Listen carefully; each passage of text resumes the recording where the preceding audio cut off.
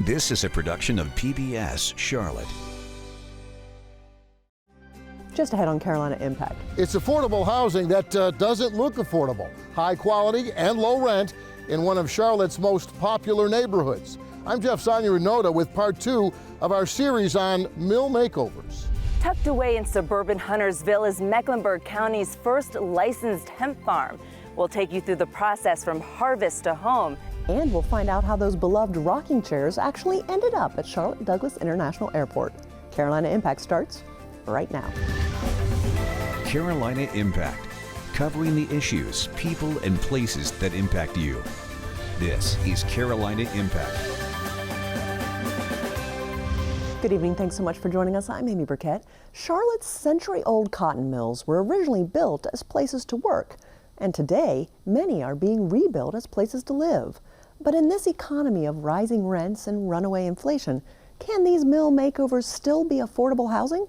As part of Carolina Impact's 10-year anniversary, reporter Jeff Sonja and videographer Doug Stacker take us back to a pair of side-by-side mills in Charlotte's Noda neighborhood, where one developer says the answer to that affordability question is yes. Yeah, what people forget about these old cotton mills is that they were once surrounded by Charlotte's original affordable housing, mill villages where the textile workers lived.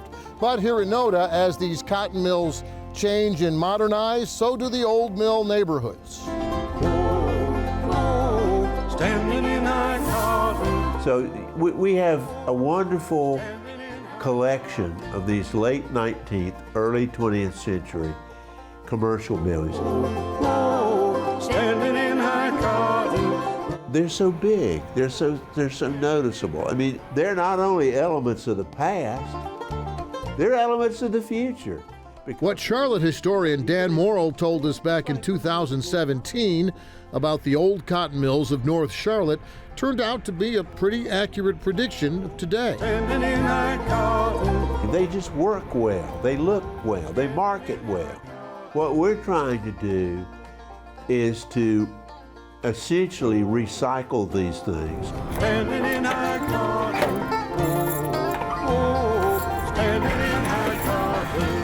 And back then, this was North Charlotte's biggest recycling project, the old Johnston Mill on North Davidson Street. A dark and damaged dump on the inside, a boarded up and fenced in eyesore on the outside, waiting decades for some sort of mill makeover. You were in there, I think you have a good idea of what the condition looked like in advance. Juan Powell is the regional VP for the Community Builders, the nonprofit developer that's finally transforming this old mill into 85 modern apartments. They're even adding a swimming pool. But as they frame in the new halls and walls, they're also keeping Johnston Mill's original arched brick and the hardwood posts cut from old-growth tree trunks, creating sort of a hands-on museum that you can actually live in. We've just done a number of these old historic buildings, and we find that they really are part of the fabric and history of a community.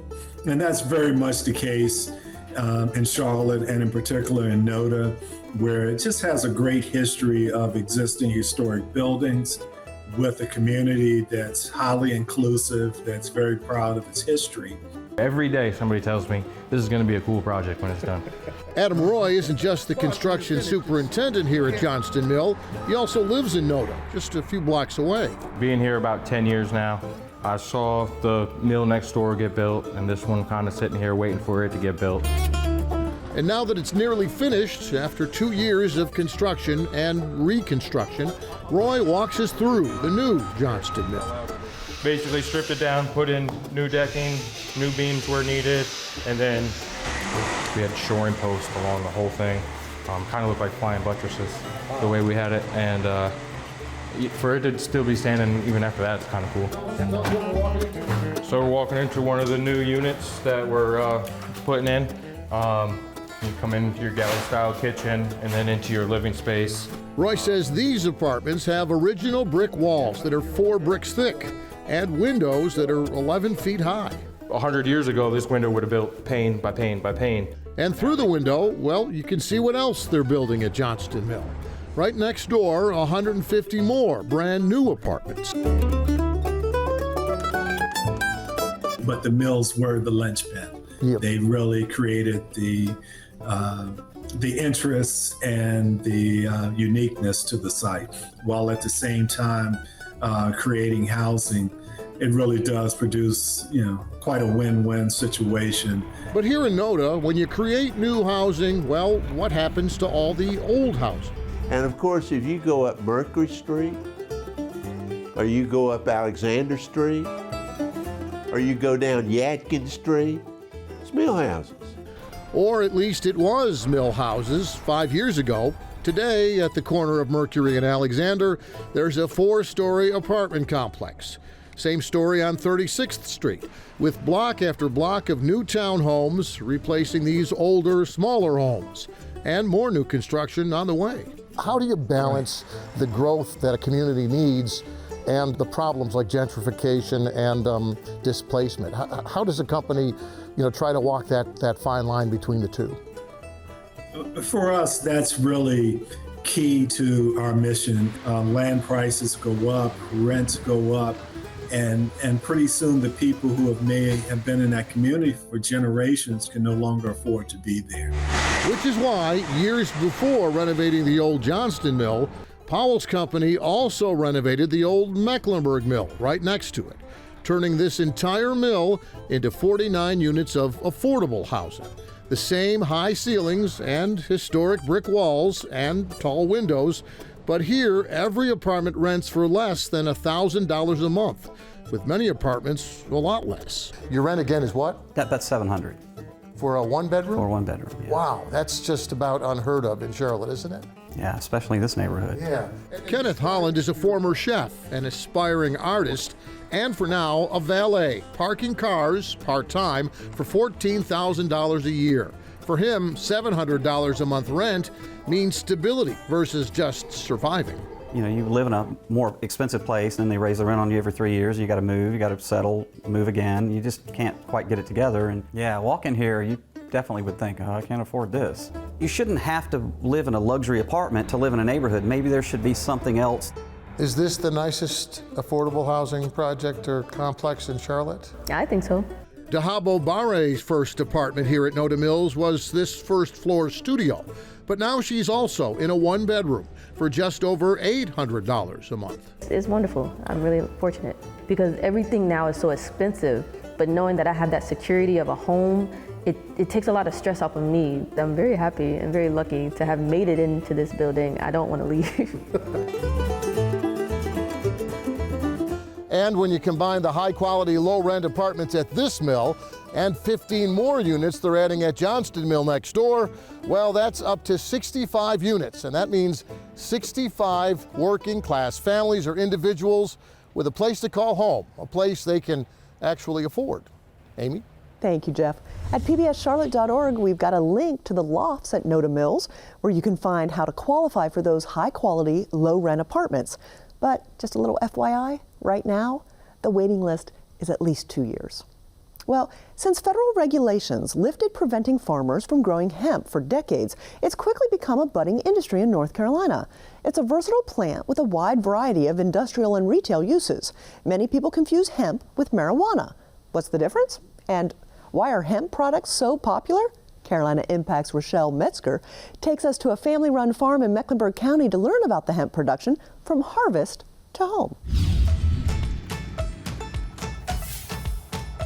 Nestled in the heart of suburban Huntersville, North Carolina, is a small, veteran-owned, family-run farm called Blackberry Ridge. It's kind of a hidden gem, an oasis, so to speak.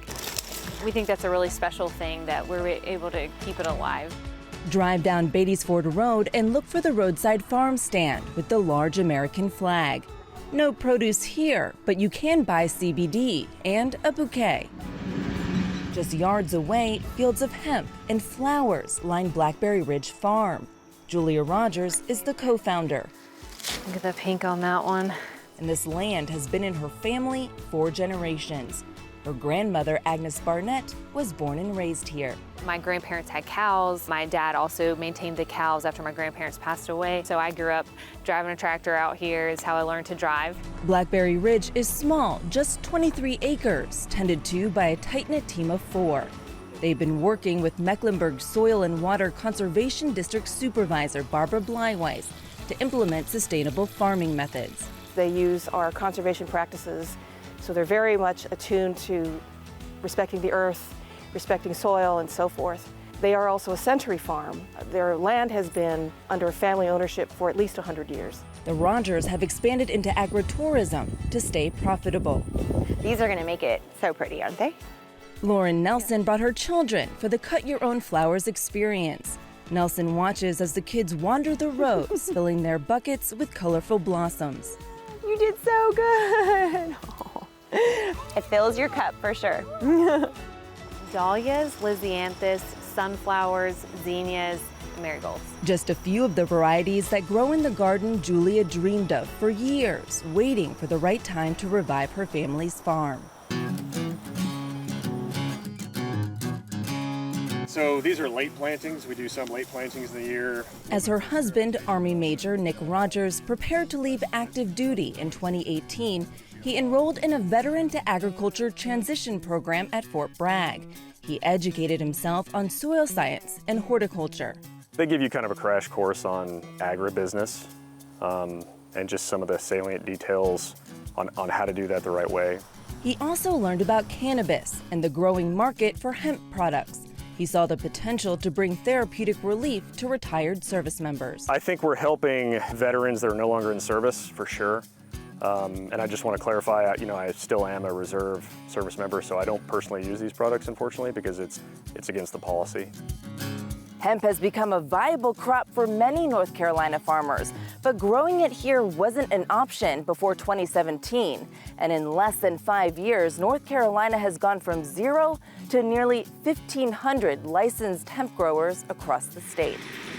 When the 2018 Farm Bill passed, Rogers jumped at the chance to join the budding CBD industry. Blackberry Ridge became Mecklenburg County's first licensed hemp farm. So we grow it, we harvest it, we dry it, we cure it. We want to extract, but we give it to an extractor, and then we get oils back. It's easy to confuse hemp and marijuana. Botanically speaking, they're the same plant species, says farm employee Mason Porter. The difference is just the values, so the THC and the CBD value. The cannabis plant that you're used to that gets you high is going to be very high THC and low CBD and any other cannabinoids, whereas these plants, they've been, genetically grown to produce higher amounts of CBD. The Food and Drug Administration is still working to answer questions about the science and effectiveness of CBD and hemp-based products, and urges consumers to be wary of companies that market items with unproven medical claims. Licensed by the USDA, Blackberry Ridge uses seeds from Triangle Hemp in Durham to grow and harvest between 100 and 200 pounds of cannabis each year. The CBD is extracted into oil and handcrafted hemp products. Being a very small family farm and making everything in small batches, as we get to kind of cater our products to what people in our community want to see. Kendall Weddington is an employee and also a customer. I use it for my back pain. I have pretty bad upper back knots. Porter's interest in CBD is also personal. The natural treatments have helped with his mother's fibromyalgia. For Porter, the biggest reward is when a customer says they're in less pain thanks to a product he helped make. Seeing them come here and after a week, it's like a breath of fresh air has been breathed into this person. It almost makes me cry sometimes when I talk to certain customers about this because, it is really life-changing. For Julia, there's no better way to honor her family's legacy. To make it something beautiful for the community, for us to enjoy, for my son to enjoy. So it's really just an honor. I feel blessed to have a husband that's willing to do it with me because I know it's not easy. Not easy, but it is a labor of love for the Rogers to ensure Blackberry Ridge Farm is around for generations to come. For Carolina Impact, I'm Rochelle Metzger. Thank you, Rochelle. North Carolina Governor Roy Cooper recently signed legislation removing hemp from the state's Controlled Substance Act. Growers are no longer licensed by the state, as hemp production is now governed at the federal level by the USDA. With the recent changes, hemp farmers in North Carolina are looking to the future of the CBD industry. The Rogers continue their focus on educating and engaging the community as they gear up for their Fall Flower Fest at the end of October. Well, are you as big a fan as I am of the rocking chairs at Charlotte Douglas International Airport? I often go early to sit in one and listen to the piano player in the center concourse. It relaxes me before a flight. It all started 25 years ago with a photography exhibit entitled Porch Sitting, a Charlotte Regional Family album. As props for the photo shoot, rocking chairs were brought into the airport. But when the exhibit left, so did the chairs. And that's when the complaints started rolling in. Carolina Impact's Jason Terzis takes us behind the scenes to one of the region's most popular, yet anonymous, family-owned businesses. Charlotte Douglas International Airport. The escalator rides, security checkpoints, people in a rush coming and going. But for some, time to kill. I think we just wanted a place where we could relax. If there's one thing CLT is known for, aside from its seemingly never-ending construction, is its rocking chairs. And the rockers are kind of iconic in the airport. I love rocking chairs, and I just think that it's awesome. I always thought of it as a Charlotte thing. From the main terminal to the atrium and points in between, for 25 years, rockers have dotted the airport, more than 100 of them. I'm a huge fan. Whenever I'm in the airport, I try to find one. I think that travel, air travel at least, is very stressful. People in airports are very high strung, and maybe for good reason, but I think the rocking chair is just a really great message of sit back, have a rock, it'll all be okay. There's something soothing about that, almost like the lapping of waves if you're in a boat. Jean Land knows a thing or two about those airport rockers. After all, it's her company that makes them. I'm proud of them for when they were looking for a chair company, wanted somebody in North Carolina. And it's been a lovely relationship. If you've never rocked on a Troutman Chair Company rocker at the airport, there's a pretty good chance you've done so somewhere else, like the Lake Norman State Park Visitors Center, the Duke Mansion, up in the mountains at Montreat College, the YMCA Blue Ridge in Black Mountain, or the Cone Manor in Blowing Rock. The Pinehurst Golf Resort also features Troutman rockers, and golf legends Arnold Palmer, Jack Nicklaus, and Gary Player rocked on them at the Masters. And for decades, they've been the focal point of the front porch of the famed Grand Hotel on Mackinac Island in Michigan. It's just anywhere you go in a public place that has people in rocking chairs just makes us smile. Because that's why we do what we do. Opening nearly a century ago, the Troutman Chair Company constructed its first chair in 1924. And people who worked then loved what they did. They had great work ethic. Machines that were made then were made to last forever. We have some. And Jean's not kidding. This behemoth wood surfacer was manufactured in the 1930s. Made of all cast iron, it's still running on its original motors. Just as it did back then, Troutman prides itself on quality. Everything is made using swelled joint construction, an old technique in which dried oak and hickory are mixed so that pieces will shrink or swell depending on their water content, and that creates a super tight joint. All wood starts wet. So technically, if you really are talking about how long it takes to make a chair, it could be a year and a half to 2 years, seriously. About 20 employees work out of the 40,000 square foot production facility halfway between Troutman and Statesville, and they do everything from start to finish, operating giant saws, belt sanders to soften edges, huge drills to put holes in rollers, and pressing pieces together. The finishing room is where they get painted, and once dried, boxed up and shipped out. At every point, every single person here is quality control. There's nobody at the end who's the number one putting a sticker on something. It's the sprayers, it's the hand sanders, everything's checked multiple times as it goes through the process. Perhaps most amazing is they don't use any glue or nails to put their chairs together. It definitely impresses me that we still make these chairs the same way they were making them 100 years ago. If we put a lifetime warranty on the frame of this chair and we say that anybody can sit in this chair, it better not break, and we're confident that it's not because we know what goes into it. The most famous chair Troutman produces is the Kennedy Rocker, named in honor of former President John F. Kennedy, who had one in the Oval Office. To think that JFK owned over a dozen and rode in one on Air Force One, That speaks, what more do you say about the chair? The P&P Chair Company out of Asheboro made the original Kennedy rocker, but when they ceased operations in 2008, Troutman bought them out and have since continued the Kennedy rocker legacy. That is when we learned how important those chairs were to people. At Troutman, it's always been about family, from office mascot Hank to the Land family, which bought the company in 1999. Gene's son Cam has been working here since he was 10. Gene has asked me many a times if I wanted to run this place, and I haven't given her a definitive answer, but you know, I love coming here. Like I said, I couldn't imagine working really anywhere else or doing anything else. We know when we close that door at the end of the day, we know that there are people that evening who are going to go home to their rockers and relax in them, or they sat in them all day to ease back pain. I mean, that's pretty humbling, and that just kind of makes it all worthwhile. Worthwhile not only for Gene, but for so many others. For Carolina Impact, I'm Jason Terzis reporting. Thank you, Jason. In Charlotte, you can find Troutman chairs at Blackhawk Hardware in the Park Road Shopping Center and at Firehouse Casual Living. If you want to go to Troutman, they have a small showroom in their main headquarters there, too. When you think about the historical locations linked to the civil rights movement, we may think of places like Montgomery or Greensboro.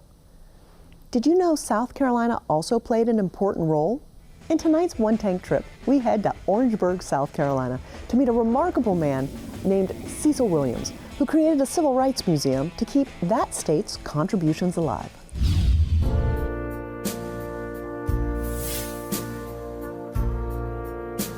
Imagine a time when you can't even go to a restaurant to get a hamburger, or you can't go to a school where you would get an adequate education. You can't even go to a library. A long time coming, but I know a change gonna come. This is the kind of environment I grew up in. I am that person that was drinking out of the water fountain, to the dismay of my mother, who actually chewed me out about doing that. It makes you think and wonder, how do we really make it? Because, you know, it was a lot of terror going on. We were aware that there were mean people out there, the Ku Klux Klan and all of that. You see some things in here, like the burning of the cross. I remember I spent most of my summers here in South Carolina, and I remember once going to my aunt's house, and the day before they had burnt the cross at the field, across at the home that was right across from her, you know, and how scary it was during those times. This wasn't that long ago.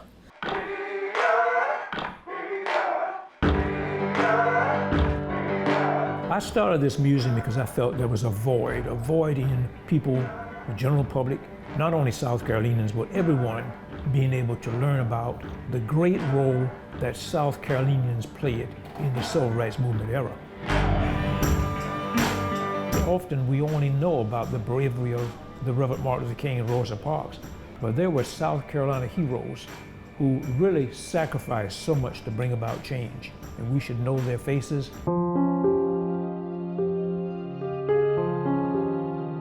We think that it started right here in South Carolina with that case called Briggs versus Elliott out of Clarendon County. Briggs was the first case in history that attacked segregation in public education, and the first of the 5 cases that became known as Brown versus Board of Education. If we don't share what we know, it gets lost. And a lot of our history has been lost because we weren't allowed to share. There are some events here that you probably won't recognize, such as the Charleston Hospital Workers Strike or the Orangeburg Massacre. Again, some people out of the state have never even heard of the Orangeburg Massacre because our history has not been told to that great extent.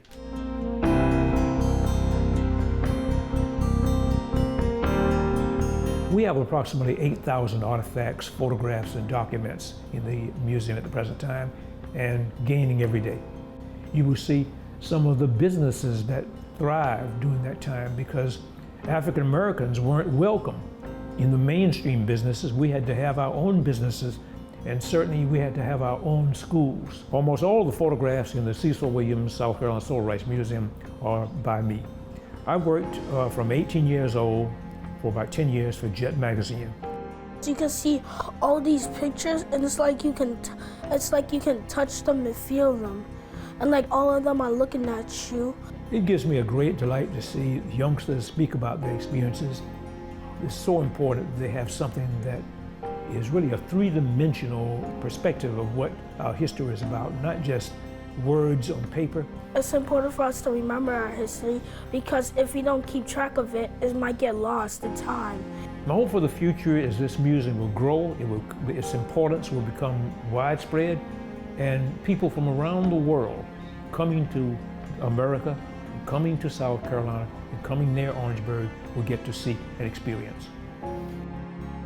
You can learn more about the Cecil Williams Civil Rights Museum by following the link at our website, pbscharlotte.org. Well, our region is filled with so many amazing places and people, and we need your help to learn about the amazing stories in your backyard. They could make great features here on Carolina Impact. It's easy, just send me an email with the details to stories@wtvi.org. Well, that's all the time we have this evening. We always appreciate your time and look forward to seeing you back here again next time on Carolina Impact. Good night, my friends.